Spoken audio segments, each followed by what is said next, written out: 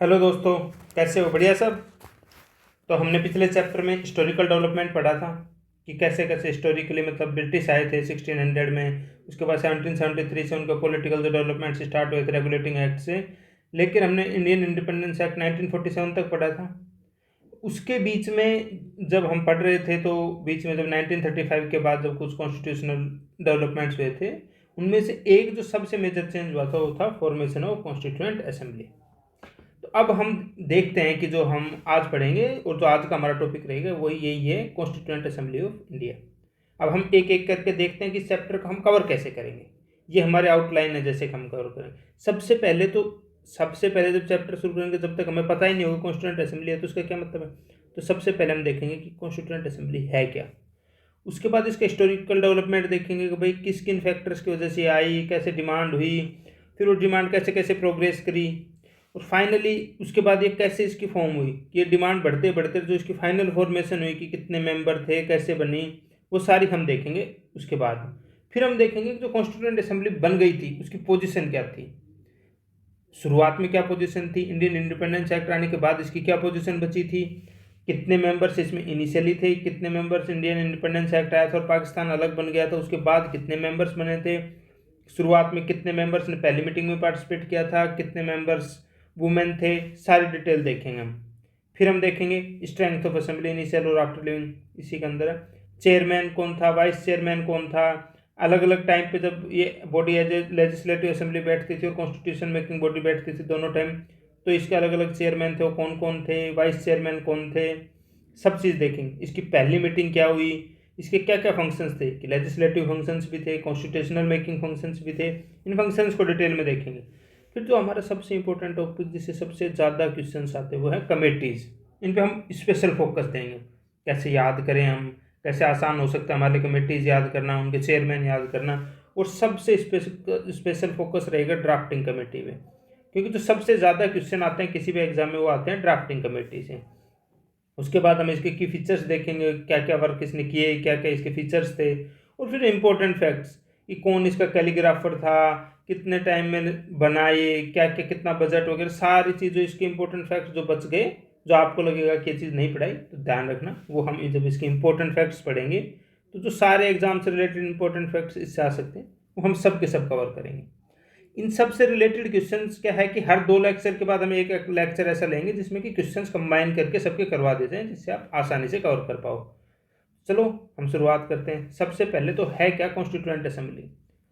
तो सबसे पहले इसका कॉन्स्टिट्यूएंट असेंबली का मतलब है एक ऐसी रिप्रेजेंटेटिव बॉडी, रिप्रेजेंटेटिव मतलब जिसको कि लोग चुनते हैं, एज ए रिप्रेजेंटेटिव होती है, पीपल्स की रिप्रेजेंटेटिव होती है वो बॉडी, जिसको बनाया जाता है या तो ड्राफ्ट करने के लिए नया कॉन्स्टिट्यूशन, जैसे कि इंडिया जब इंडिपेंडेंस हो रहा था तो क्या करना था अपने को, नया कॉन्स्टिट्यूशन ड्राफ्ट करना था, या काफ़ी बार क्या होता है कि जो रिव्यू करने की जरूरत होती है और नया अमेंडमेंट मतलब काफ़ी मेजर ओवरहोल करके नया कॉन्स्टिट्यूशन अडेप्ट करना होता है, उसके लिए लाया जाता है। जैसे अपन कई बार सुनते हैं ना नेपाल में कि 2015 में दोबारा कॉन्स्टिट्यूशन बना था, कुछ देशों में बनते रहते हैं बार बार कॉन्स्टिट्यूशन, तो उसके लिए जब भी कॉन्स्टिट्यूशन बनाना होगा उसके लिए जो बॉडी बनाएंगे वो होती है कॉन्स्टिट्यूएंट असेंबली। क्या लिखा है जैसे इंडिया के एस्पेक्ट में क्या लिखा हुआ, जो हमारी ये डेफिनेशन है किसकी है, सिर्फ इंडिया का है कि कॉन्स्टिट्यूशन की एक बॉडी थी जिसको फ्रेम किया गया किस लिए, कॉन्स्टिट्यूशन ऑफ इंडिपेंडेंट इंडिया बनाने के लिए। रिप्रेजेंटेड जैसे हमने कहा था रिप्रेजेंटेटिव बॉडी होनी चाहिए, कैसे इसको कैसे, ये बॉडी किसकी थी, इलेक्शन हुए थे हमारे जुलाई 1946 में, उसके बेसिस पे प्रोविंशियल असेंबलीज के मेंबर बने थे और उन्होंने चुन के इसको बनाया था, रिप्रेजेंटेटिव बॉडी थी।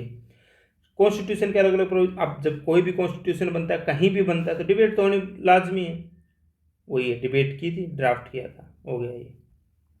अब हम एक एक करके देखते हैं कि इसका हिस्टोरिकल डेवलपमेंट, कि कैसे कैसे कॉन्स्टिट्यूएंट असेंबली का भाई हिस्टोरिकल डेवलपमेंट हुआ, कब इसकी डिमांड शुरू हुई, क्यों उसी टाइम डिमांड शुरू हुई। तो जो सबसे पहले इनडायरेक्ट रेफरेंस है अगर हम कहीं भी देखेंगे तो वो आता है 1895 में, एक ऐसी कॉन्स्टिट्यूशन, क्योंकि क्या आता है, स्वराज बिल किसके द्वारा लाया जाता है, ये तिलक के द्वारा, बाल गंगाधर तिलक के द्वारा। इस बिल में क्या मांग कर, इसको और भी कहते हैं कॉन्स्टिट्यूशन ऑफ इंडिया बिल 1985 भी कहते हैं, स्वराज बिल को क्या कहते हैं, कॉन्स्टिट्यूशन ऑफ इंडिया बिल 1895 भी कहते हैं। इसमें क्या था कि कॉन्स्टिट्यूशन मेकिंग टाइप की बॉडी की मांग थी, इनडायरेक्ट मांग थी लेकिन यह क्या करना चाहते थे, ब्रिटिश डोमिनियन के अंदर ही रह के सारे रिफॉर्म्स मांग रहे थे। इसलिए आज की जो बाद की जो कॉन्स्टिट्यूएंट असेंबली बनी उसकी तरह नहीं थी, पर पहली बार कोई कॉन्स्टिट्यूशन बनाने की अपनी जो डिमांड थी, जिसमें अपन जो फ्रेमवर्क रख रहे थे वो इस बिल में हुआ था। इसलिए हम इसको फिर पहली बार हमने कोई इनडायरेक्ट या कॉन्स्टिट्यूशन किसका बनाया था, 1928 में क्या आई थी, नेहरू रिपोर्ट। इसमें इंडियन लीडर्स को जब साइमन कमीशन आया था उसके बाद कहा था कि तुम बना नहीं सकते, इसलिए मेंबर नहीं लिया। तो हमने नेहरू रिपोर्ट किसके उसमें नेतृत्व में थी, ये किसके नेतृत्व में थी, ये जवाहरलाल नेहरू के नेतृत्व में नहीं थी, ये थी मोतीलाल नेहरू के नेतृत्व में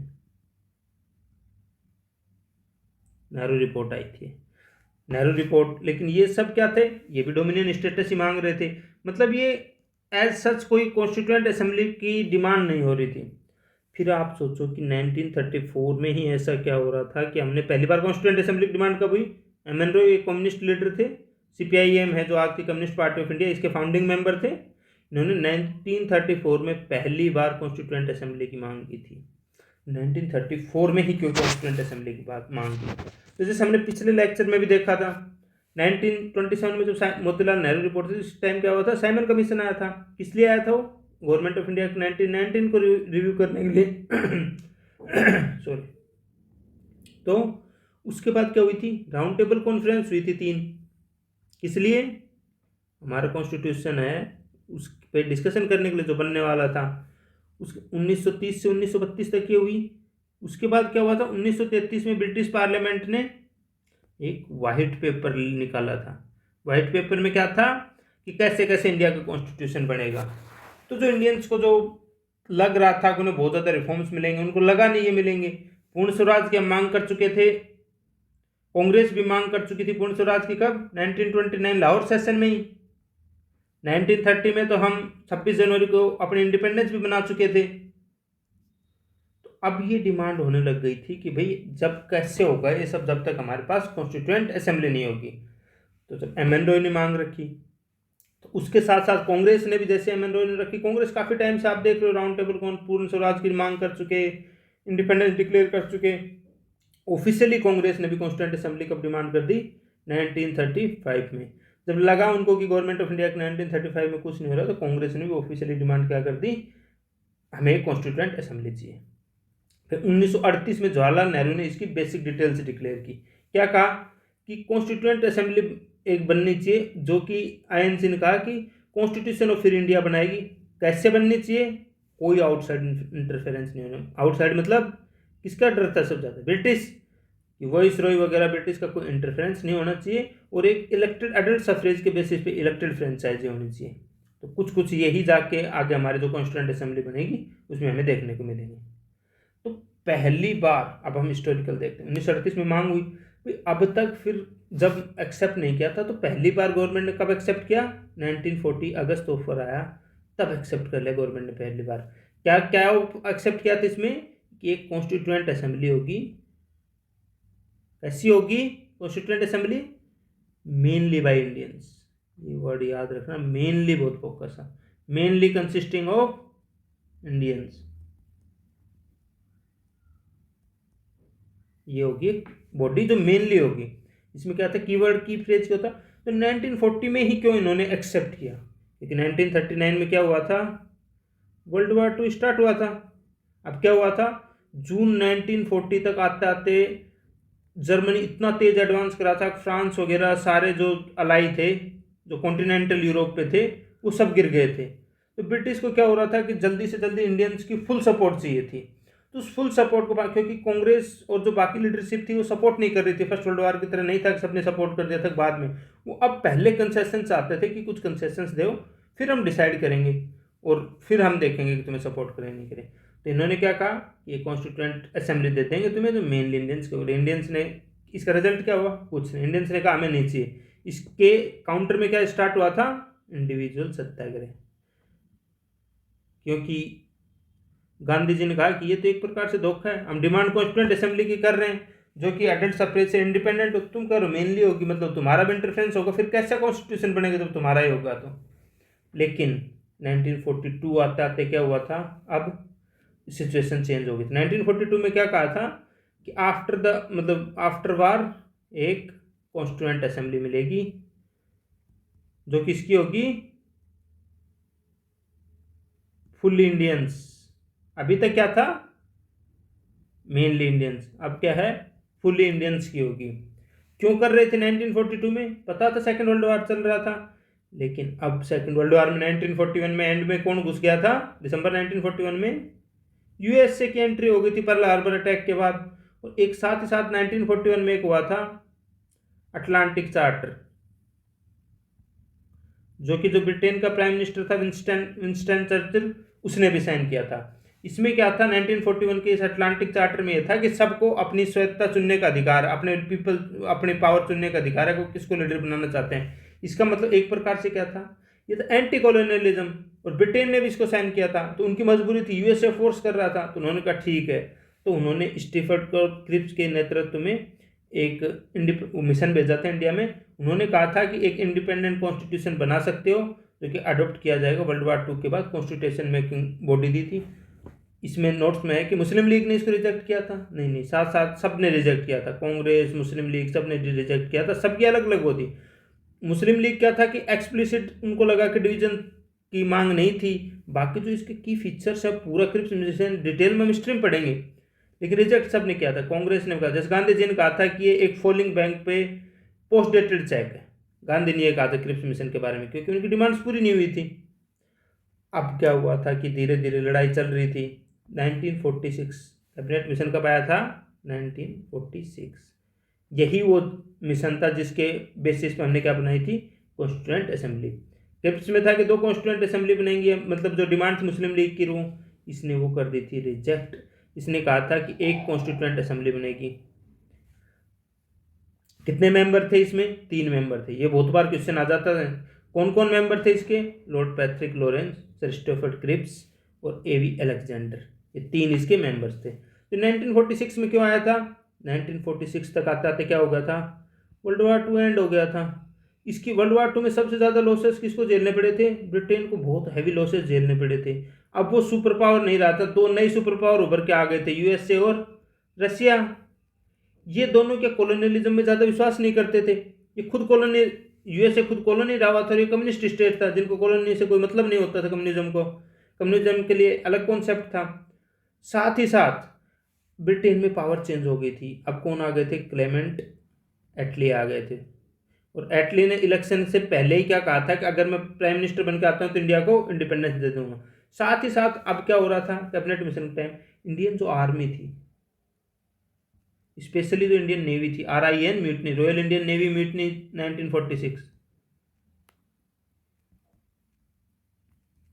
1946 में म्यूटनी हुई थी रॉयल इंडियन नेवी में, जो फेमस सुनते हैं। तो उनको लगा था ब्रिटिश को कब तो आर्मी भी साथ नहीं है, सब जगह दिक्कत हो रही है, तो वो चाहते थे कब देश से चले जाएं, वो एक फेज एक्सट्रैक्शन चाह रहे थे। तो उन्होंने कहा था कि कॉन्स्टिट्यूएंट असेंबली की डिमांड उन्होंने कर दी थी। इंडिया ने, सारे लीडर्स ने, कुछ ने रिलक्टेंटली, कुछ ने बाद में, कुछ ने शुरुआत में करके कॉन्स्टिट्यूएंट असेंबली बनाने की डिमांड को मान लिया, और नवंबर 1946 में हमारी फाइनली जाके कॉन्स्टिट्यूएंट असेंबली बनी। कैसे बनी ये फॉर्मेशन ऑफ कॉन्स्टिट्यूएंट असेंबली, अब इसमें क्या हुआ था कि जो प्रोविंशियल लेजिस्लेचर थे, प्रोविंशियल समझ रहे हो ना, 11 प्रोविंसेस थे जो, उनके लिए जुलाई 1946 में क्या हुए थे, इलेक्शन हुए थे।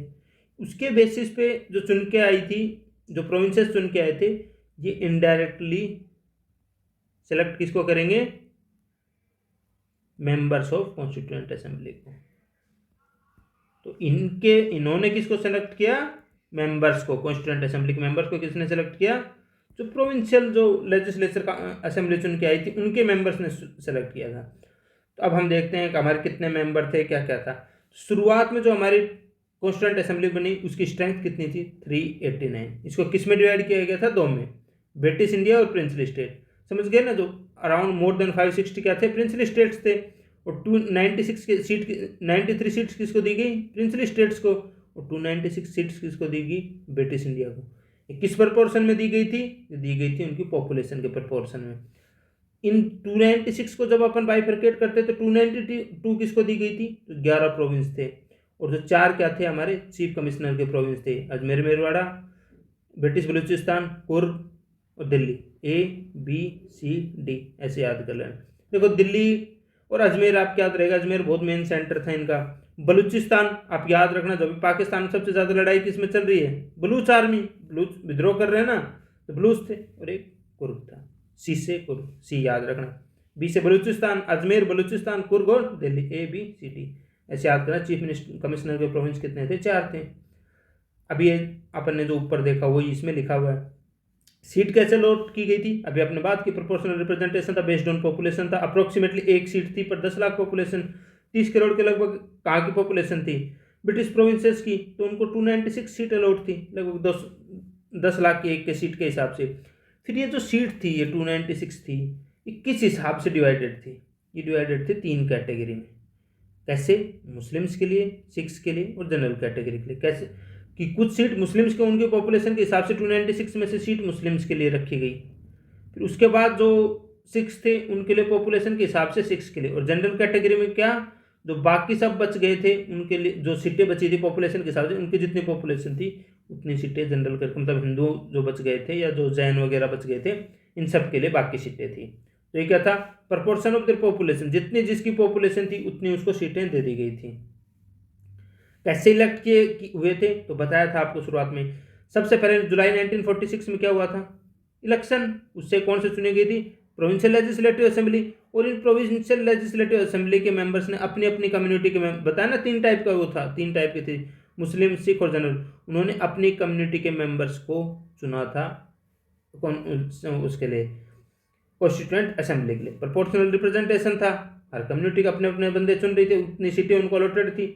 सिंगल ट्रांसफरेबल वोट मतलब क्या, ये ऐसे होता है जैसे मान ले 4 कैंडिडेट हैं, ABCD, ये बैलेट पेपर मान लो ऐसे, तो आप एक ही वोट दे सकते हो, लेकिन आप जैसे ऐसे कर सकते हो, इसको 1 2 3 4, ये 4 है, तो रैंकिंग दे सकते हो कि मैं पहले को 1 दे रहा हूँ, दूसरे को 2, तीसरे को 3, चौथे को 4। तो क्या होगा कि अगर आपका पहले वाला कैंडिडेट बाहर हो गया इलेक्शन लिस्ट से, तो जो आपका वोट है वो सेकंड नंबर को काउंट हो जाएगा। तो ऐसे करके जो 50% क्रॉस करेगा वो सीधा, मतलब जो रिक्वायर्ड नंबर ऑफ स्ट्रेंथ थी उसको क्रॉस करेगा, उसका हो जाएगा सिलेक्शन। प्रिंसली स्टेट कैसे कर रहे थे, नॉमिनेट कर रहे थे। प्रिंस थे, वहाँ पर राजा महाराजाओं में चुनाव होते नहीं, वो तो अपने नुमाइंदे कैसे भेजेंगे, जैसे उनकी मर्जी रहेगी, तो वो करते थे नॉमिनेट जो उनके बनने। तो जो 93 जो चुन के आ रहे थे वो कैसे थे, नॉमिनेटेड मेंबर्स। और जो 296 थे वो कैसे आ रहे थे, इलेक्टेड।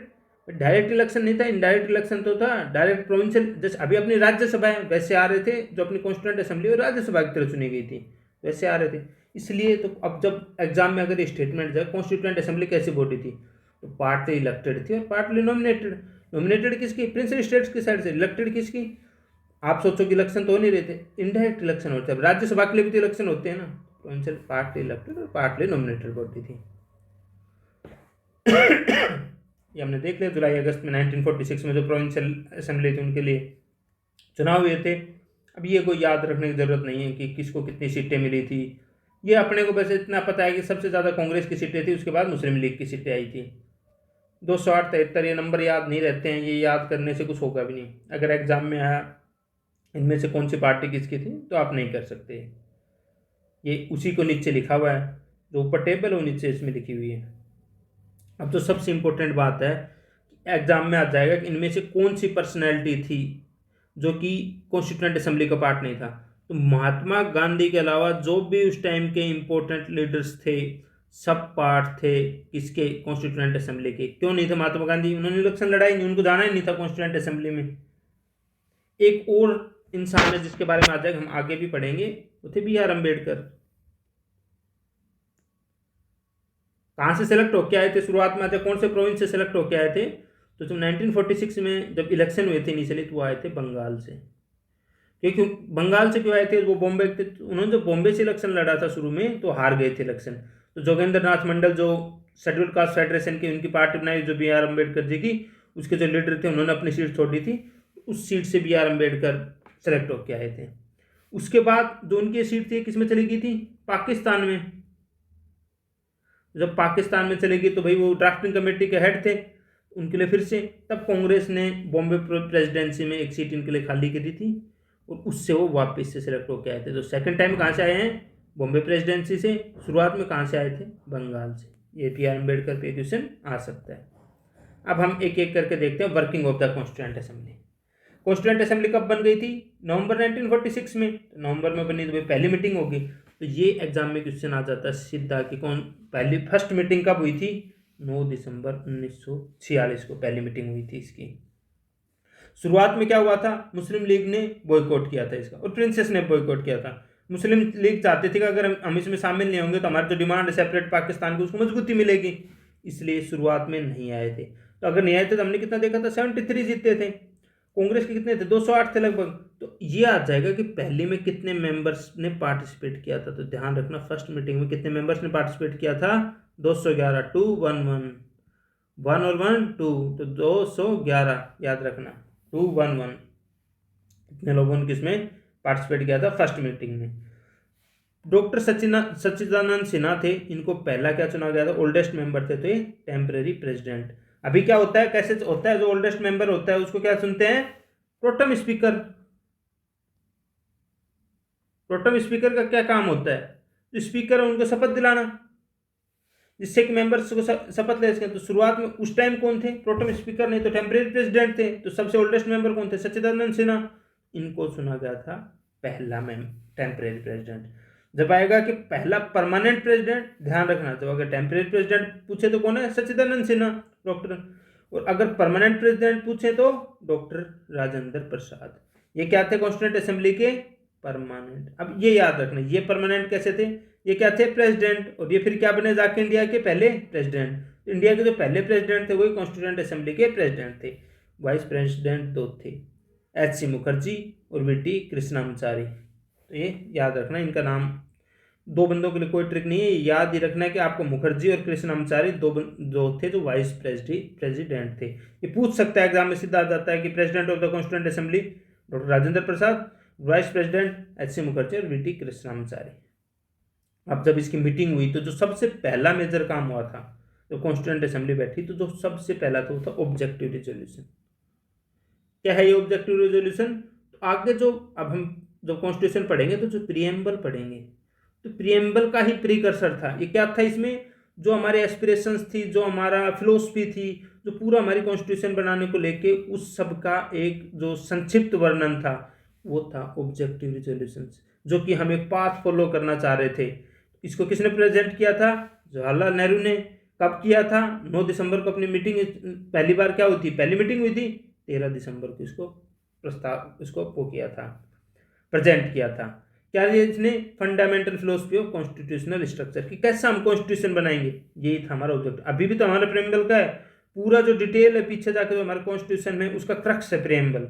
वो बताता है कि हमारा प्रेम्बल पढ़ने से हमें पता चल जाएगा कि हमारा कॉन्स्टिट्यूशन में आगे क्या क्या लिखा हुआ है, क्या क्या हम करना चाह रहे हैं आगे हमारे कॉन्स्टिट्यूशन में जाके।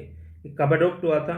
जनरली अडोप्ट का इसकी डेट नहीं पूछते, लेकिन फिर भी याद रखना अडोप्ट कब हुआ था? जनवरी 22, 1947, क्योंकि इस पर डिबेट होगी। 13 दिसंबर को प्रेजेंट होगा, उसके बाद डिबेट डिस्कशन होगा, उसके बाद ये अडोप्ट होगा। इसी का जो मॉडिफाइड वर्जन था वो क्या था? Preamble the present day constitution का। अब हम देखते हैं कि जो इंडियन इंडिपेंडेंस एक्ट था 1947 का, उसकी वजह से क्या क्या चेंजेस आए। तो भाई 1947 तक क्या था? हमारी कॉन्स्टिट्यूएंट असेंबली इंडियंस की थी, इंडिपेंडेंट थी, लेकिन फिर भी वही शुरू था हमारे ऊपर था। इधर ब्रिटिश रूल कर रहे थे, तो सॉवरेन बॉडी नहीं थी, क्योंकि जब देश ही सॉवरेन नहीं है तो उसका कॉन्स्टिट्यूशन बनाने वाली बॉडी कैसे सॉवरेन हो सकती है। तो अब हम देखते हैं कि जब इंडियन इंडिपेंडेंस एक्ट से क्या हुआ था, हम क्या हो गए थे? आज़ाद। तो हम अपने आप में सॉवरेन हो गए। तो सबसे पहले क्या सॉवरेन हो गए? जब हम सॉवरेन हुए तो हमारी कॉन्स्टिट्यूशन मेकिंग बॉडी भी, तो हमारी कॉन्स्टिट्यूएंट असेंबली भी हो गई सॉवरेन, इंडिपेंडेंट हो गई। वो कोई भी इंटरफेरेंस बाहर का आ नहीं सकता था, आज़ाद हो गई।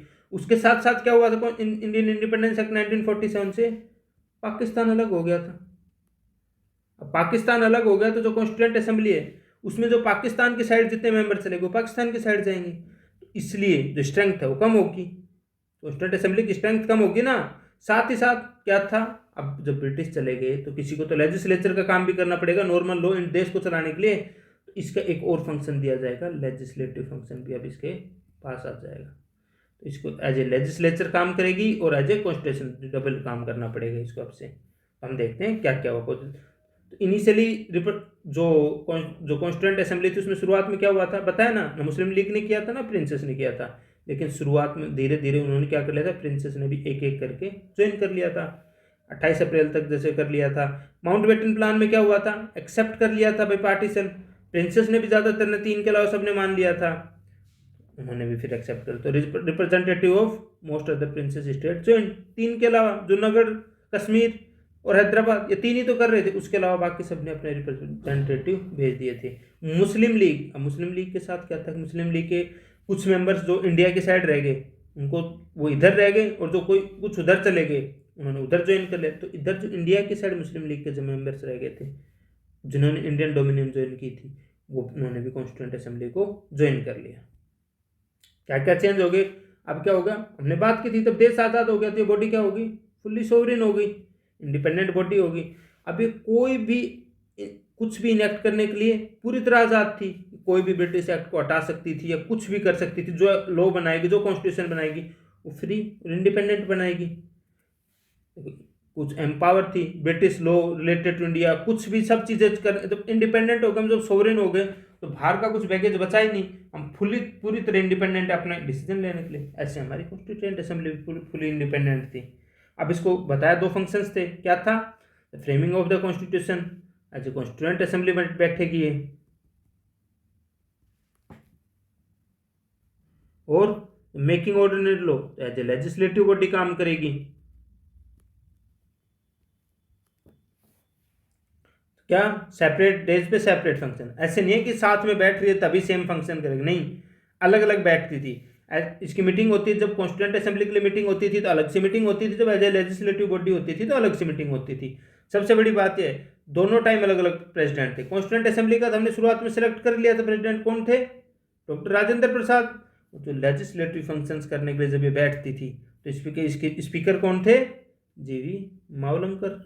याद रखना, याद जाएगा कि एज ए लेजिस्लेटिव बॉडी बैठती थी तो उसके चेयरमैन कौन थे, जो उसके स्पीकर थे वो थे जीवी मावलंकर। यही आगे जाके जब इंडिपेंडेंट इंडिया की जब फर्स्ट इलेक्शन होंगे, उसके बाद जब फर्स्ट लेजिस्लेटिव असेंबली पार्लियामेंट बनेगी, तो उसमें जो लोकसभा के पहले स्पीकर होंगे वो कौन होंगे, जीवी मावलंकर। आपसे आ जाएगी ड्यूल रोल कब तक चला, तो 26 नवंबर 1949 तक। अब तक क्यों चला, क्योंकि तब तक कॉन्स्टिट्यूशन बन गया, अडेप्ट हो गया यहाँ पे। फुली इनेक्ट तो 26 जनवरी को हुआ, लेकिन कॉन्स्टिट्यूशन यहाँ पे बन चुका था, तो कॉन्स्टिट्यूएंट असेंबली की इसके बाद डिमांड बची नहीं थी। अब हम देखते हैं भाई, जब पाकिस्तान में चले गए तो स्ट्रेंथ भी घटेगी। पहले ओरिजिनली कितने थे, 389, अब पाकिस्तान में चले गए तो अब कितने बचे, 299। पहले जो इंडियन प्रोविंसेस थे उनकी स्ट्रेंथ कितनी थी, 296, वो घट के कितनी होगी, 229। अब ये याद रखें, जो सबसे आसान है, जो अपने को ये 299 याद है कि 300 से 1 कम, ये स्ट्रेंथ कई बार आप भूल भी जाओ तो याद रखना, प्रिंसेस की कितनी थी, 70 बचे थे प्रिंसेस में, और इसमें जो सबसे मैक्सिमम थे वो किसका था, 55। आज भी सबसे ज़्यादा नंबर किससे आता है, यूपी से। यूनाइटेड प्रोविंस पहले यूपी का ही नाम था, और भी थोड़े से मिले हुए थे एरिया उत्तराखंड वगैरह के, पर याद रखना यूपी में ही तब भी सबसे ज़्यादा स्ट्रेंथ थी, 55। अब हम एक एक करके देखते हैं कॉन्स्टिट्यूएंट असेंबली के सेशंस और कितने, तो टोटल कितने सेशंस हुए, एग्जाम में सीधा पूछ लेते हैं कि कितने सेशंस हुए। तो 11 सेशन हुए थे। कितने दिन काम किया इसने, तो 9 दिसंबर 1946 से लेके, और जब हमारा 26 नवंबर 1949 तक। याद रखना है पहली अपनी कॉन्स्टिट्यूएंट असेंबली की मीटिंग और ये लास्ट, तो ये टोटल कितना हो जाता है, 2 साल 11 महीने 18 दिन, जो ड्यूरेशन है इतना आ जाता है। जो हमारा ड्राफ्ट कॉन्स्टिट्यूशन आता है, कॉन्स्टिट्यूशन का हमने जब ड्राफ्ट बना लिया तो उसके बाद उस पर डिस्कशन हुए थे, पूरे डिटेल में डिस्कशन हुए थे। ये आता है कि हमने कितने दिन अपना जो कॉन्स्टिट्यूशन का ड्राफ्ट है उसको डिस्कस किया था, तो 114, 1 और 114 याद रखना ऐसे, तो 14 दिन इसको डिस्कस किया था। टोटल एक्सपेंडिचर काफ़ी एग्जाम देखो, आजकल एसएससी सीजीएल में तो नहीं आता, पर बाकी एग्जामों में इसका अभी भी आ रहा है, एनटीपीसी वगैरह या बाकी कोई और एग्जाम हो रहे हैं, एमटीएस वगैरह, उनमें अभी भी पूछ लेते हैं कि इसमें टोटल एक्सपेंडिचर कितना हुआ, तो वो था 64 लाख रुपये। अब हम देखते हैं कि फाइनल सेशन, प्रोविजंस, पार्लियामेंट, ये देखो याद रखने की चीज़ है जो सीधी आपको याद रखनी पड़ेगी। हमारा फाइनल सेशन कब हुआ था, 24 नवंबर 1950 को। 26 नवंबर को हमारा इनेक्ट हुआ था, 24 नवंबर को सब ने आके अपने साइन किए थे इस पर, 24 नवंबर। वैसे हमारा कॉन्स्टिट्यूशन कंप्लीट हो चुका था, पर जब ऐसा फाइनल सेशन, ये फाइनल सेशन था सिर्फ इसलिए कि जो कॉन्स्टिट्यूशन है उस पर सबकी सिग्नेचर वगैरह इसलिए हुआ, तो एक प्रकार से सेशन था ये। कॉन्स्टिट्यूंट असेंबली डिसोल्व नहीं हुई 26 जनवरी 1950 के बाद। अगर आप सोचो क्यों डिसोल्व नहीं हुई, हमारे इलेक्शन कब हुए थे 1951-52 में, पहले जनरल इलेक्शन। तो जब तक हमारी पार्लियामेंट सेलेक्ट होकर नहीं आ जाती पहले जनरल इलेक्शन के बाद, तब तक इसी ने कंटिन्यू किया था as a legislative body parliament. तो यही हमारी पार्लियामेंट थी 26 जनवरी 1950 तक। अब हम देखते हैं enactment of the constitution. Final draft कब आया था? 4 नवंबर 1948। देखो ये बहुत ज़्यादा मतलब एग्जाम में ऐसा क्वेश्चन इन पे ज़्यादा देखा नहीं गया, लेकिन एक बार ऊपर ऊपर से देख लेना कि जो इसका फाइनल ड्राफ्ट कब आ गया था 4 नवंबर 1948 को। तो जब अपना ड्राफ्ट आ जाता है, अभी भी हमारे क्या होता है, इनको 3 रीडिंग बोलते हैं जब कोई बिल पास होता है। तो अब हमारे क्या होता है, फर्स्ट रीडिंग में क्या होता है, बस उसको इंट्रोड्यूस करते हैं, गजट नोटिफिकेशन आता है, उसी को फर्स्ट नोटिफिकेशन बोलते हैं। तो शुरुआत में कुछ ज़्यादा काम नहीं होता। बस क्या हुआ था, पहली रीडिंग में क्या होता है, जो 4 नवंबर से 9 नवंबर तक चली थी, क्योंकि बहुत शॉर्ट पीरियड के हैं, क्योंकि कुछ डिस्कस नहीं होता, बस प्रेजेंट करते हैं, बेसिक कुछ जनरल से डिबेट होती है, प्रपोजल्स आते हैं कैसे ऐसे करना चाहिए, और फिर उसको रिजोल्व कर देते हैं। फिर बाद में कमेटीज के पास जाता है, और फिर उसके बाद जब दोबारा मीटिंग होती है तो होता है डिटेल डिस्कशन। जैसे देखो सेकंड रीडिंग कब से कब तक हुई है, 15 नवंबर 1948 से लेकर 17 अक्टूबर तक। सेकंड रीडिंग में क्या होता है, जो पूरा डिटेल में जो डिस्कशन होता है वो सेकंड रीडिंग में ही होता है। डिटेल डिस्कशन जो होता है वो सेकंड रीडिंग में ही होता है। जो सारे अमेंडमेंट्स होते हैं जो पास कराए जाते हैं वो सब इसमें।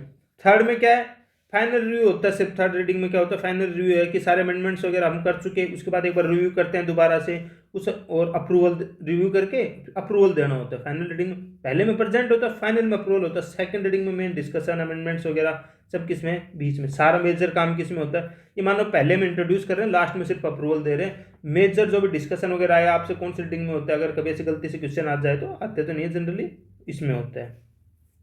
अब ये कई काफ़ी बार कई एग्जाम में पूछ लेते हैं कि जब हमारा फाइनल जो वो हुआ था कॉन्स्टिट्यूशन, उस पर कितने मेंबर्स ने जो कॉन्स्टिट्यूंट असेंबली के थे, टोटल स्ट्रेंथ हमारी कितनी थी 299, पर उस दिन कितने प्रेजेंट थे, तो 284 एक्चुअली प्रेजेंट है। 4 2 जा 8, ये याद रखना, इन दोनों का जो मल्टीप्लीकेशन है वही ये नंबर आ रहा है, ये याद रखना। याद रखने ट्रिक है, कुछ नहीं है, 284 है। एग्जाम में आ जाए तो 299 आपको पता है, उसके बाद याद रखना है कि उससे 15 कम, या तो ऐसे याद रख लेना, ऐसे 4 2 जा 8 ऐसे याद रख लेना।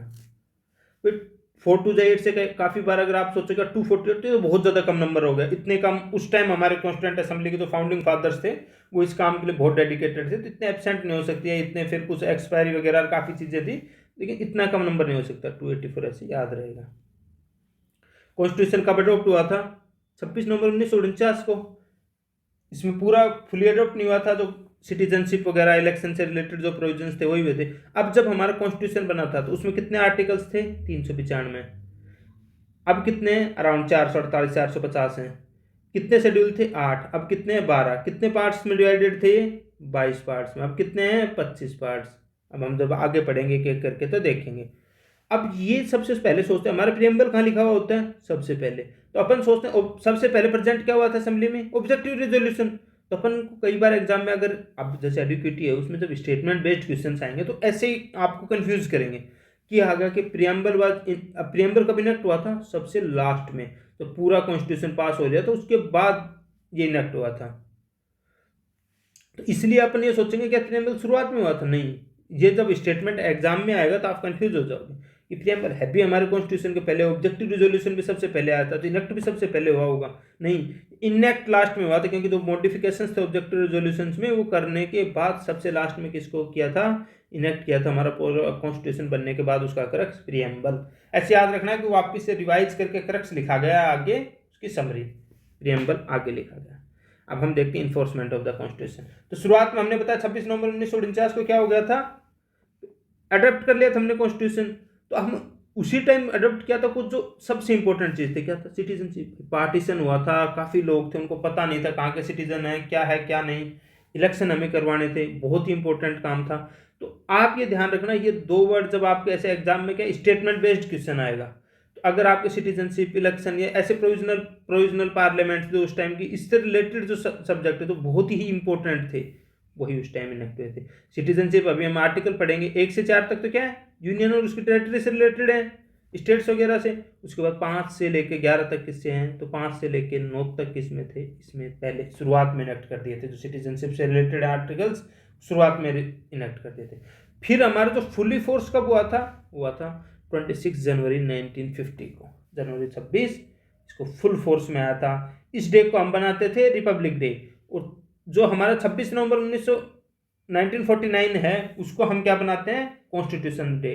कब मनाने लगे थे हम कॉन्स्टिट्यूशन डे, तो 2015 में। कॉन्स्टिट्यूशन डे अगर ऐसे पूछ रहे कि हम 1949 या 1950 से मना रहे, नहीं, कॉन्स्टिट्यूशन डे हम सेलिब्रेट करने लगे 2015 से। फिर हमने 26 जनवरी को क्यों किया था, तो जो हमने जब 1929 लाहौर सेशन में जब हमने पूर्ण स्वराज डिक्लेयर किया था, उसके बाद जो 26 जनवरी 1930 था, उस दिन हमने पहली बार अपना इंडिपेंडेंस डे सेलेक्ट किया था।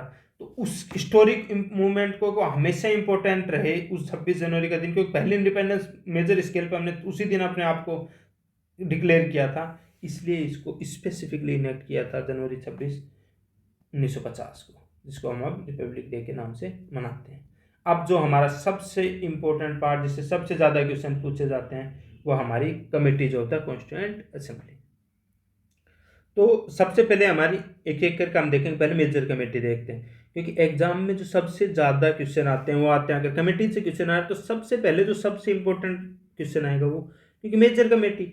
उसके बाद क्या है, कितनी ज़्यादा शिफ्ट होती हैं अलग अलग एग्जाम में, तो क्वेश्चन में लगभग कमेटी से क्वेश्चन काफ़ी बनते हैं, तो माइनर कमेटी से भी क्वेश्चन बनते हैं। हम कोशिश करेंगे याद रखने की। हम एज सच कोई मेजर ट्रिक नहीं बनाएंगे, लेकिन हम याद रखने के लिए, जो कि अगर एक दो बार हम रिवाइज करें और हमारा दिमाग जिसको रिटेन कर पाएगा, हम ऐसी ट्रिक सोचते हैं।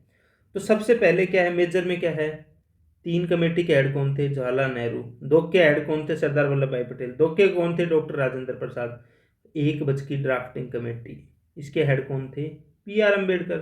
तो देखो, ड्राफ्टिंग कमेटी का हेड इतनी बार काम में आएगा। कॉन्स्टिट्यूशन अपन जानते हैं, संविधान की बात आती है, किसकी आती है, डॉक्टर बी.आर. अम्बेडकर की। तो ये आपके हमेशा दिमाग में रहेगा कि किसकी है ड्राफ्टिंग कमेटी। जब भी आएगा तो उसमें कौन थे, उसके हेड कौन थे, डॉक्टर बी.आर. अम्बेडकर। तो ये अभी हम एक बार साइड हटा देते हैं। उसके बाद सबसे ज़्यादा के हेड कौन थे भाई, प्राइम मिनिस्टर कौन थे उस टाइम के, जवाहरलाल नेहरू। तो वो किसके हेड होंगे, सबसे ज़्यादा के।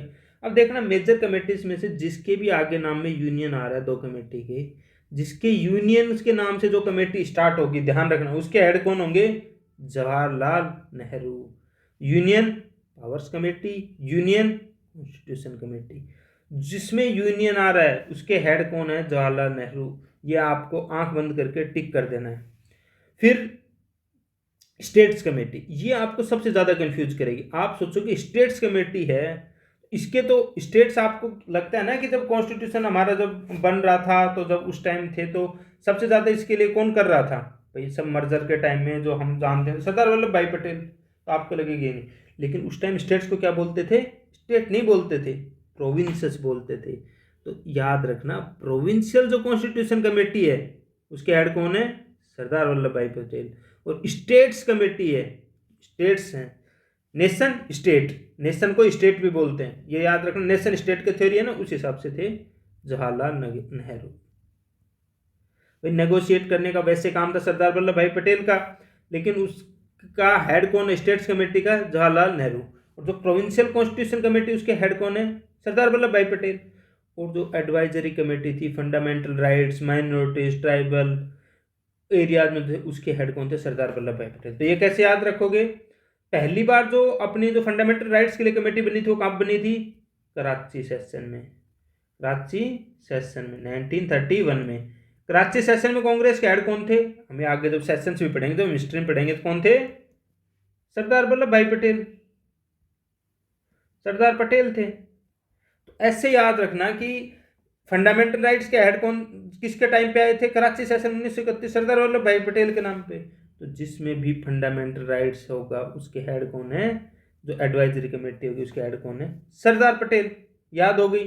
तो ये बिल्कुल जो कमेटी की जो अंदर की सब कमेटी है, अब तक नहीं पूछेंगे, आप भी इनको ज़्यादा मतलब देख लेना एक बार ऊपर ऊपर से कि फंडामेंटल राइट्स सब कमेटी, जैसे तो जे बी कृपलानी है, माइनॉरिटी सब कमेटी एच.सी. मुखर्जी हैं, ये देख लेना, इनसे क्वेश्चन आने की संभावना बिल्कुल कभी कभी, सब कमेटियाँ हैं, माइनर कमेटी है उनसे आएगा, वो हम देखेंगे अभी। फिर क्या है, स्टेयरिंग कमेटी और rules of the procedure. Steer करने का काम किसका होता है? अभी जो पार्लियामेंट उसका सेशन है पूरा, अभी स्टीयर कौन करता है? स्पीकर। देखते होंगे ना ओम बिरला इधर इधर करता रहता है, तुम इधर करो। ऐसे स्टीयरिंग व्हील पे कौन बैठा रहता है? जो अपने अगर पार्लियामेंट को बस समझे तो उसका स्टीयरिंग, तो कॉन्स्टिट्यूशन कमेटी कहते हैं अपनी बस, तो उसकी स्टीयरिंग पे कौन बैठता है? उसका प्रेसिडेंट, डॉक्टर राजेंद्र प्रसाद। और रूल्स कौन बनाता है भाई? अब अगर रूल्स हैं कमेटियों के, उनके रूल्स कभी भी पार्लियामेंट उन सबको चलाने के लिए, रूल्स की जिम्मेदारी कितनी होती है? बुक निकाल करते नहीं रहते हैं, रूल्स दिखाते रहते हो ओम बिरला, अभी जब याद करोगे तुम, तो इसलिए रूल्स का काम कितना किसका होता है? जैसे अभी स्पीकर को देखते हो, वैसे उस टाइम कौन थे? डॉक्टर राजेंद्र प्रसाद। स्टेयरिंग में पार्लियामेंट का कौन चलाते हैं? स्पीकर, डॉक्टर राजेंद्र प्रसाद। और रूल्स डॉक्टर राजेंद्र प्रसाद। ड्राफ्टिंग कमेटी हमने पढ़ाई है, इसको नीचे डिटेल में हम ड्राफ्टिंग कमेटी, उसके 7 मेंबर्स, उनकी डिटेल हम नीचे पढ़ेंगे, जब आगे पढ़ेंगे ना ड्राफ्टिंग कमेटी तब पढ़ेंगे, नीचे लास्ट में दिया हुआ है हमारे। उसके बाद हम देखते हैं माइनर कमेटीज। इसमें सबसे पहले देखो हमारे कौन थे? राजेंद्र प्रसाद क्या थे? स्पीकर। ऊपर भी वो क्या कर रहे थे? स्टीयर कर रहे थे और रूल बना रहे थे। अब देखो अगर स्टाफ कमेटी आती है, फाइनेंस एंड स्टाफ, स्टाफ आएगा तो स्टाफ का काम किसका है? कौन उसके स्टाफ का ध्यान रखेगा? जो प्रेसिडेंट होगा उस हाउस का। हाउस के प्रेसिडेंट कौन थे? डॉक्टर राजेंद्र प्रसाद। एक याद रखना, उस टाइम जो नेशनल फ्लैग था, नेशनल फ्लैग का काम सबसे मेजर कौन है? हमारे जो सबसे ऊपर हेड है, हमारा हेड कौन होता है? प्रेसिडेंट। हमारे पहले प्रेसिडेंट कौन बने थे? डॉक्टर राजेंद्र प्रसाद। तो झंडे की सबसे ज्यादा मान किसको रखना है? डॉक्टर राजेंद्र प्रसाद को। नेशनल फ्लैग, ये सिर्फ याद करने के ट्रिक्स हैं, मतलब कि आपको मेमोरी में रहे, रिटेन 2-4 बार जब आप सुनो तो आपकी मेमोरी में रहे, कोई और शॉर्ट ट्रिक नहीं बनाई हुई है। जैसे क्रेडेंशियल्स कमेटी है तो अल्लाडी कृष्णा स्वामी अय्यर, कृष्ण जब स्वामी हैं तो वो ही होंगे, उनसे ज़्यादा क्रेडेंशियल्स किसके होंगे? कृष्ण स्वामी से ज़्यादा किसके? कृष्ण भगवान भी हैं और वो स्वामी भी बन गए, जब वो महाराज भी बन गए, उससे ज़्यादा अच्छे क्रेडेंशियल्स किसके होंगे? कृष्ण स्वामी। हाउस कमेटी, हाउस में क्या नाम रखो? सीता और राम। घर किससे मिलकर बनता है? जब सीता और राम दोनों मिलेंगे तभी तो घर बनेगा, तो सीता रमैया। हाउस कमेटी किसके हेड कौन थे? सीता रमैया। ऐसे ही कमेटी ऑन चीफ प्रोविंसेस भी कौन थे? सीताराम। भाई सारे स्टेट है उनकी कमेटी का जो चीफ होगा वो भी कौन होंगे? सीताराम। अपन करते हैं ना सीताराम सबके। अब इसको याद रखने का है order of business committee. Business का काम किसका होता है? बिजनेस में सबसे इंपॉर्टेंट किसकी कौन सी है? मुंशी जी। बिजनेस मुंशी। डॉक्टर के मुंशी किसके थे? बिजनेस कमेटी के। बिजनेस में कौन चाहिए अपने को? मुंशी। ऐसे याद रखेंगे अपन। देखते हैं committee on functions of constituent assembly.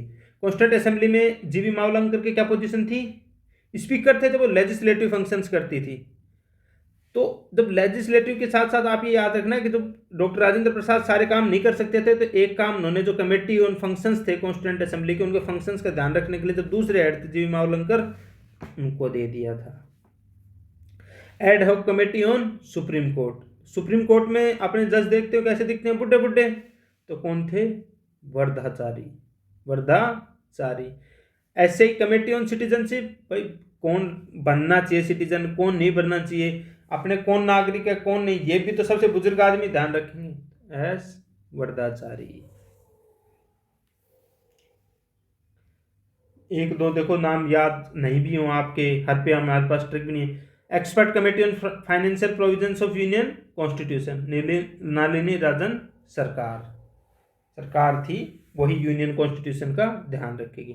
Linguistic committee S के धार, ये इतनी बार आएगा जब हम लिंग्विस्टिक स्टेट्स की बात करेंगे, तो एस के धार आपके अपने आप याद हो जाएगा कि लिंग्विस्टिक प्रोविंसेस के लिए कौन सी कमेटी थी? एस के धार कमेटी थी।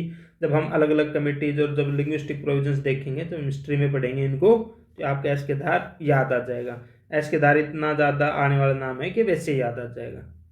Special committee to examine the draft constitution, आपको पता है पहला भी ड्राफ्ट किसने दिया था? जब पहला ऑब्जेक्टिव रेजोल्यूशन था जवाहरलाल नेहरू ने। तो जो सबसे ज़्यादा इसमें इन्वॉल्व कौन हो रहे हैं? डॉक्टर बी आर अम्बेडकर के बाद जो एग्जामिन करने का काम किसको देंगे? तो जो हमारे प्राइम मिनिस्टर बनने वाले हैं। इसलिए स्पेशल कमेटी जो एग्जामिन करेगी ड्राफ्ट कॉन्स्टिट्यूशन को, उसके हेड कौन है? जवाहरलाल नेहरू। और हमारी प्रेस गैलरी कमेटी की कौन है? उषा मेहता। हम नाम सुनेंगे जब हिस्ट्री पढ़ेंगे तो किसने कांग्रेस रेडियो की शुरुआत की थी? ऐसे ही उषा है हमारी वो प्रेस, रेडियो भी तो प्रेस का ही पार्ट है। उषा नाथ सेन हमारी है प्रेस गैलरी कमेटी की हेड। अब हम देखते हैं आगे ड्राफ्टिंग कमेटी को डिटेल में। अब हम देखते हैं ड्राफ्टिंग कमेटी को डिटेल में। ड्राफ्टिंग कमेटी कब बनी थी, तो ये देखो डेट अब तक तो आई नहीं है, फिर भी देख लेना। 1947 तो आपकी याद रहेगा। अगस्त 1947 में ये पहली बार बनी थी, अगस्त 1947 में।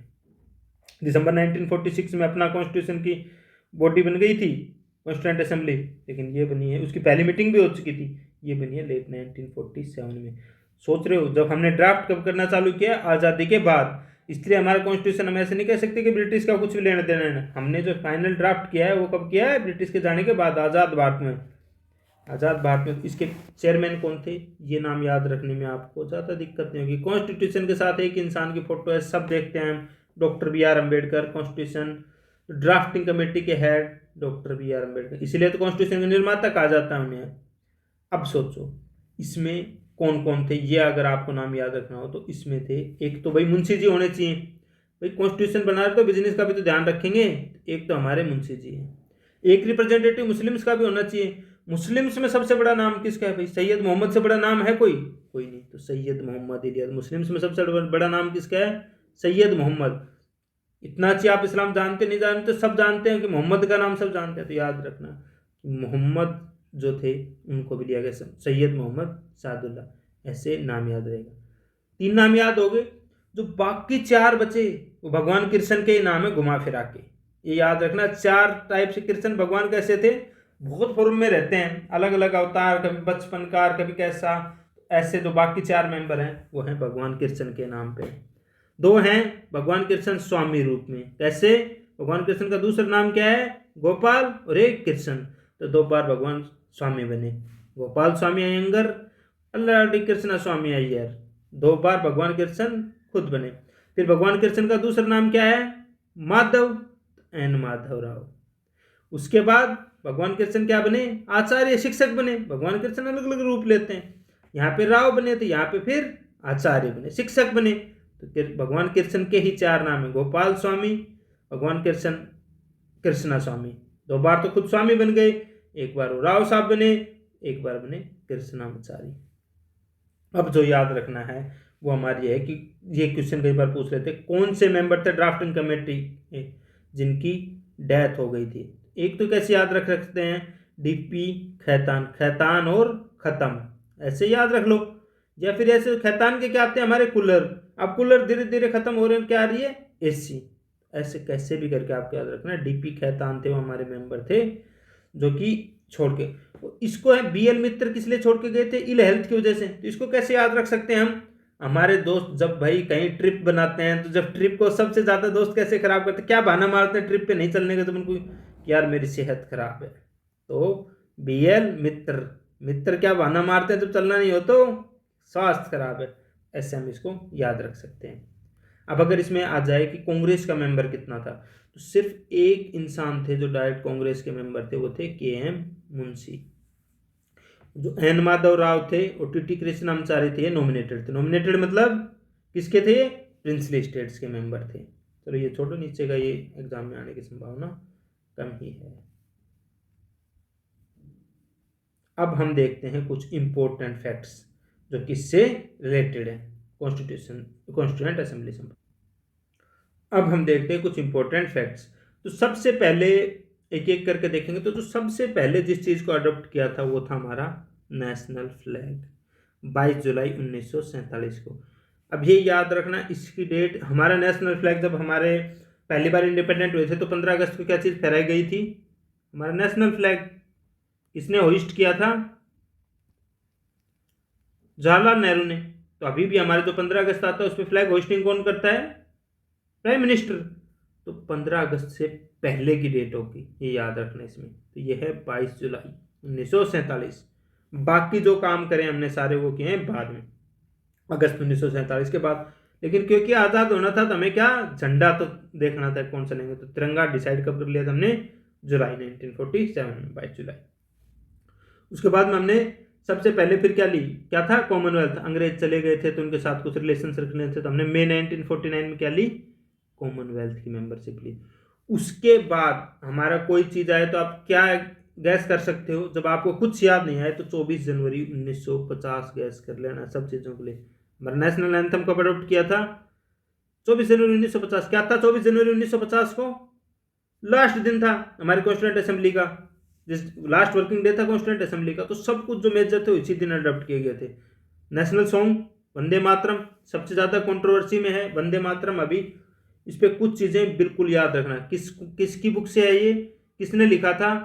बंकिम चंद्र चटर्जी ने।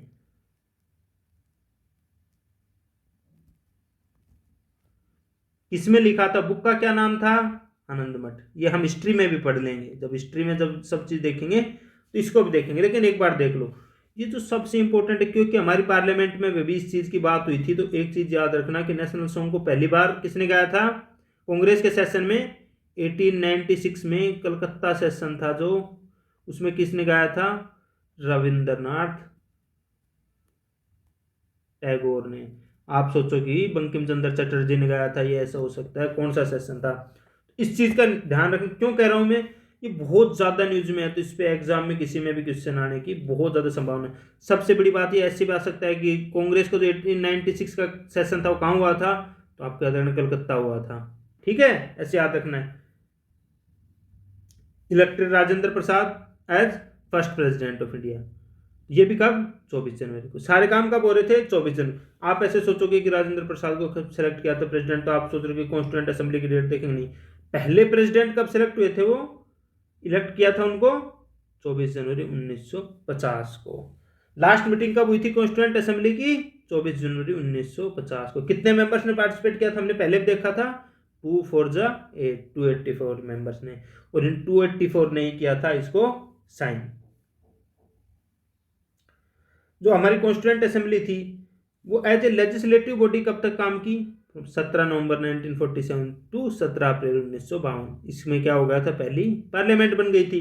आज़ादी के बाद जिसका गठन करना था तो कब गठित हुई थी?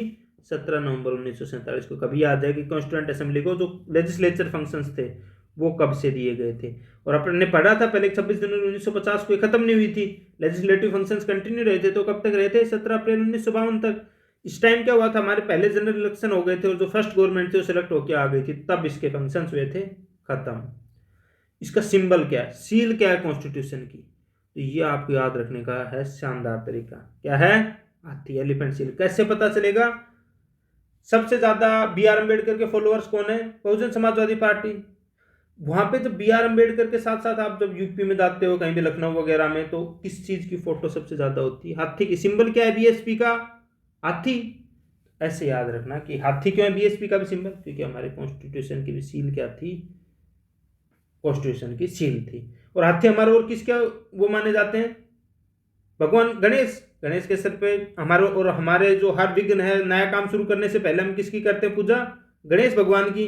तो हम गणेश जी को रखना नहीं चाहते, क्योंकि ऐसा लगेगा कि वो भाई हम एक सेकुलर कॉन्स्टिट्यूशन बनाना चाहते थे, तो किसी धर्म से शुरुआत नहीं करना चाहते थे। तो सील में हमने किसको लिया?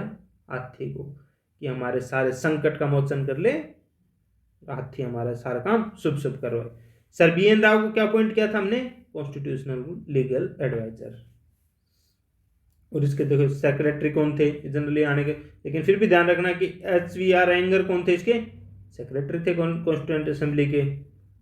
चीफ ड्राफ्ट्समैन, इस पे क्वेश्चन आता है। एस एन मुखर्जी कौन थे? इसके चीफ थे, ड्राफ्ट्समैन थे। जो हमारी कॉन्स्टिट्यूंट असेंबली थी इसके चीफ ड्राफ्ट्समैन थे। कौन जो लिख रहा था वो चीफ ड्राफ्ट्समैन कौन थे? जो कि मतलब उसको ड्राफ्ट को पूरा चेक कर रहा थे एस एन मुखर्जी। कैलीग्राफर जिसने लिखा था इटैलिक साइज में, वो थे प्रेम बिहारी राय जादा। जो हमारा कॉन्स्टिट्यूशन है उसके नीचे या ऊपर राइट कॉर्नर में हम देखेंगे तो प्रेम लिखा हुआ रहता है। वो प्रेम प्यार नहीं है, वो प्रेम है, प्रेम बिहारी नारायण राय जादा का नाम है।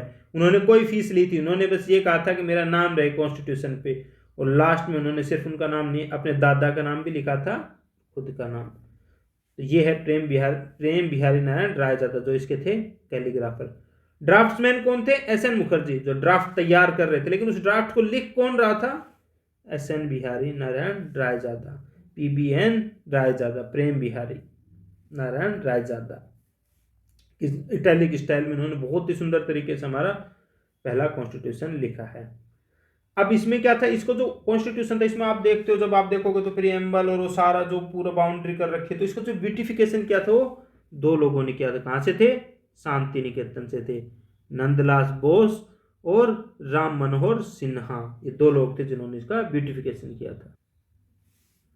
जो हमारे राम मनोहर सिन्हा थे, ये क्या थे, इन्होंने ओरिजिनल जो हमारा कॉन्स्टिट्यूशन था वो किस में लिखा गया था, इंग्लिश में। तो प्रेम बिहार नारायण रायजादा ने लिखा था। तो जो हमारा ओरिजिनल कॉन्स्टिट्यूशन लिखा था उसको ब्यूटिफाई और इल्यूमिनेट किसने किया था, बेहोर राम मनोहर सिन्हा ने। राम मनोहर सिन्हा ने ओरिजिनल जो इंग्लिश का कॉन्स्टिट्यूशन था। और हमारे नंदलाल बोस ने किसका किया था, जो उसका हिंदी वर्जन था उसका कैलिग्राफी जो किया था वो इन्होंने किया। अब ये आ सकता है कि हिंदी वर्जन को किसने लिखा था, तो वसंत कृष्ण वैद्या ने। वसंत कृष्ण वैद्या ने कौन सा लिखा था, हिंदी वाला। उसको इलिमिनेट किसने किया था, नंदलाल बोस ने। ये हम पहले भी बात कर चुके हैं कि जो हमारे इनिशियल इलेक्शंस थे कॉन्स्टिट्यूंट असेंबली के 1946 में थे, जुलाई अगस्त। बी आर अम्बेडकर इलेक्शन हार गए थे, तो लेकिन जो बंगाल बॉम्बे से इलेक्शन लड़ा था वहां से हार गए थे। तो जोगेंद्र नाथ मंडल जो उनकी पार्टी थी शेड्यूल कास्ट फेडरेशन, उसके जो मेंबर थे वो बंगाल से जीत के आए थे। उन्होंने अपनी सीट छोड़ दी थी बी आर अम्बेडकर के लिए, और बी आर अम्बेडकर बंगाल से जीत के आए थे और हमारे जो कॉन्स्टिट्यूंट असेंबली थे उसके पार्ट बने थे। फिर लेकिन जब पार्टीशन हुआ तो किस में चली गई, ईस्ट बंगाल में। उसके बाद जो बॉम्बे प्रेसिडेंसी से उनके लिए सीट किसने खाली की थी, एम आर जयकर ने, जो थे कांग्रेस के मेंबर थे। और फिर वहां से जीत के वो दोबारा जो आज़ाद भारत था उसमें वो फिर से बन के आए थे। हमारा कॉन्स्टिट्यूशन डे कब है, 26 नवंबर को, क्योंकि इसी दिन हमारा कॉन्स्टिट्यूशन अडॉप्ट हुआ था, इसलिए इसको हम मानते हैं कॉन्स्टिट्यूशन डे। कब से हर साल सेलिब्रेट कर रहे हैं हम इसको, 2015 से। अब जो सबसे इंपॉर्टेंट बात है कि वुमेन मेंबर्स कौन कौन थी। सबसे पहले तो ये क्वेश्चन सबसे ज्यादा आ सकता है कि कितनी थी टोटल वुमेन मेंबर्स, तो 15। अब आप 15 के 15 के देखो नाम याद रख नहीं सकते, इतनी ज्यादा इंफॉर्मेशन होती है, हर सब्जेक्ट में इंफॉर्मेशन होती है। ऐसे तो सब कुछ याद करे जाओ, मैं भी कह दूंगा कि याद कर लो, लेकिन सब चीज याद नहीं कर सकते। जैसे बस ये है कि टोटल मेंबर्स कितनी थी वुमेन, 15 थी। उसमें से प्रेजेंट कितनी थी ये पूछ ले तो 10 थी, 2/3 थी, जो भी थी 15 टोटल थी, उसकी 10 प्रेजेंट थी फर्स्ट मीटिंग में। अब इनमें से लेकिन कुछ कुछ का नाम याद रखना। एक तो उस टाइम के इंपॉर्टेंट लीडर्स जिनका नाम हम धीरे धीरे पढ़ेंगे तो आप याद रख, जो कि कुछ स्पेसिफिक कारण से जो कि एग्जाम में उनके नाम से वैसे सवाल आ जाते हैं, हम सिर्फ उनका नाम देखेंगे। सुचित्रा कृपलानी, ये थी first women chief minister of UP, इनका नाम है। बेगम इजाज रसूल, इसलिए इंपॉर्टेंट है कि अगर ऐसा आ जाए कि ओनली मुस्लिम वुमेन मेंबर कौन थी उस कॉन्स्टिट्यूएंट असेंबली की, तो वो थी बेगम एजाज रसूल। राजकुमारी अमृत कौर जो कैबिनेट की एकमात्र वुमेन मिनिस्टर थी, फर्स्ट वुमेन कैबिनेट मिनिस्टर थी, हेल्थ मिनिस्ट्री की पोस्ट दी थी। सेहत का ध्यान अपनी कौन रखती है, माँ तो सबसे ज्यादा सेहत का ध्यान रखती है। तो अपने को पहले राजकुमारी अमृत कौर को कौन सी मिनिस्ट्री मिली थी, हम आगे और भी देखेंगे, हेल्थ मिनिस्ट्री। नेटिव प्रोविंसेस को एकमात्र कौन कर रही थी, एनी मास्करानी। भाई राजा महाराजा थे वो तो अंग्रेजों को और सबको रखते थे, ऐसे याद कर लेना। विजय लक्ष्मी पंडित, ये कौन थी, जवाहरलाल नेहरू की बहन थी। तो जवाहरलाल नेहरू खुद जब विदेशों में इतने ज्यादा जाते थे तो उनकी बहन को किस लिए क्या बनाया था, फर्स्ट वुमेन प्रेसिडेंट थी, किसकी, यूएन की। और आज तक की इंडिया की हिस्ट्री में जो अकेली इंडियन प्रेसिडेंट हुई यूनाइटेड नेशन जनरल असेंबली की, वो हुई है विजय लक्ष्मी पंडित। देख लो इतना दबदबा था, हमने उस टाइम पहली वुमेन बना दी, और यूनाइटेड नेशंस में आज तक इंडिया जो अपना प्रेसिडेंट नहीं बना पाया वो हमने पहले टाइम ही बना दिया था, जब इतना नया था यूनाइटेड नेशन तभी। एक सरोजनी नायडू उस टाइम की बहुत बड़ी लीडर थी और फर्स्ट वुमेन गवर्नर बनी थी। कहाँ की गवर्नर थी वो, यूपी की। ऐसे पहली वुमेन गवर्नर कौन बनी थी, वुमेन गवर्नर तो थी सरोजनी नायडू, बहुत बड़ी लीडर थी वहाँ की। फिर ये आ जाता है कि दलित वुमेन रिप्रेजेंट कौन कर रहा था, तो वो थी दक्षिणी बेलाडन, ये थी दलित वुमेन रिप्रेजेंटेटिव थी। अब हम सोचते हैं हिंदी टेक्स्ट, तो कॉन्स्टिट्यूशन शुरुआत में सिर्फ इंग्लिश में लिखा गया था, कोई प्रोविजन नहीं था हिंदी के लिए।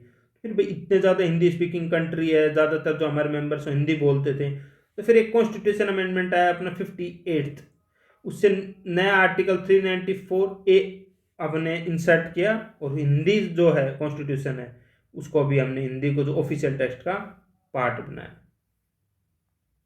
अब ये इंपॉर्टेंट बुक्स वगैरह हैं, ये आप देख लेना, इन पे जनरली पहले क्वेश्चन आते थे, आजकल इन पे कम क्वेश्चन आ रहे हैं। बाकी हम जो प्रोविजनल पार्लियामेंट है वो हम देखते हैं, ये सब एक बार आप ऐसे रिवाइज कर लेना नोट्स।